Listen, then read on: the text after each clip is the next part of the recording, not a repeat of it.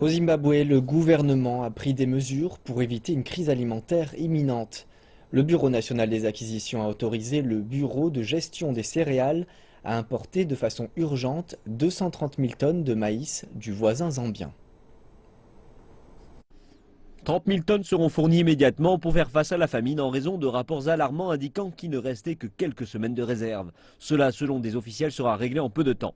Au moins 1,5 million de Zimbabwéens ont reçu des suppléments alimentaires cette année, après que de faibles précipitations ont anéanti les récoltes dans la plupart des zones du pays suite à la sécheresse ayant touché la région sud l'année dernière. Il s'agit d'une bonne quantité initiale pour répondre aux besoins de la population durant une certaine période. Et les choses s'annoncent sombres pour 2016. Le Zimbabwe est confronté à une autre sécheresse en raison des effets du phénomène El Niño, le pire en 18 ans. L'année dernière, près de 150 millions de dollars ont été dépensés en importations alimentaires et davantage sera nécessaire cette année avec une demande qui devrait mettre du stress et une pression supplémentaire sur les caisses de la nation. L'État, par le biais de son Bureau national des céréales, s'est chargé de la plus grande partie de ces acquisitions.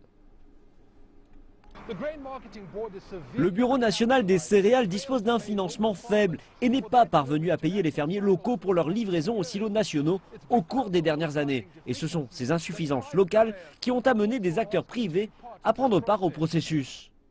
Et des meuniers privés font du lobbying auprès du ministère de l'Agriculture pour accorder davantage de licences d'importation et garantir ainsi la qualité des céréales, pas uniquement de Zambie, qui cette saison va aussi connaître un déficit, mais venant d'autres marchés plus éloignés comme l'Amérique du Sud. Historiquement, nous savons qu'une plus grande participation du secteur privé mène à des marchés plus efficaces. Il est irréaliste de penser qu'avec l'état de notre agriculture et les lois actuelles, nous serons capables de répondre à nos besoins.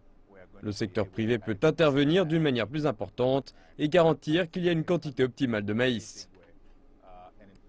La demande annuelle en maïs du Zimbabwe est d'1,8 million de tonnes. Le gouvernement cherche à importer environ 700 000 tonnes pour éviter les pénuries cette année.